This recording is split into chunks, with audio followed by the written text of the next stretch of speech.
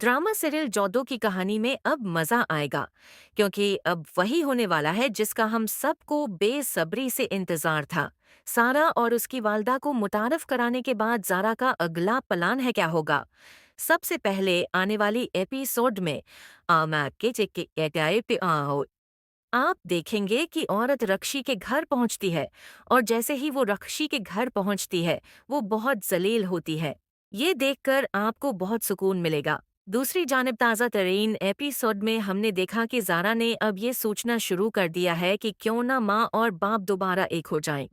तो अब ज़ारा का अगला मंसूबा अपने वालिद और वालदा को दोबारा मिलाना है। जैसा कि हमने ये भी देखा है कि शाजिया ने भी कराची वापस जाने का फैसला कर लिया है, और उसके साथ जो कुछ हुआ है उसका जवाब देना होगा। और अगली क़िस्त में ज़ारा भी फैसला करेगी कि अब वो अपनी माँ के साथ कराची जाएगी।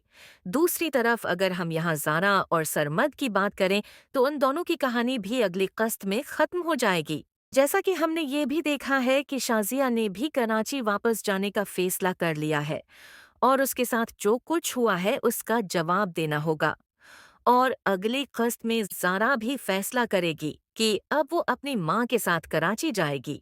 दूसरी तरफ अगर हम यहाँ ज़ारा और सरमद की बात करें, तो उन दोनों की कहानी भी अगली क़िस्त में ख़त्म हो जाएगी, क्योंकि ताज़ा तरीन एपिसोड में हमने देखा है कि सरमद के वालिदैन ने भी उस ख्वाहिश का इजहार किया है कि वो सरमद की शादी ज़ारा से नहीं बल्कि सारा से करेंगे।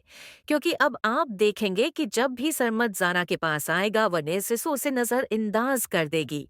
वो उसके जज्बात की कदर नहीं करेगी, और वो यहाँ आदिल के साथ आरामदह महसूस करेगी। अब ये सब देखकर सरमद को भी अंदाज़ा हो जाएगा कि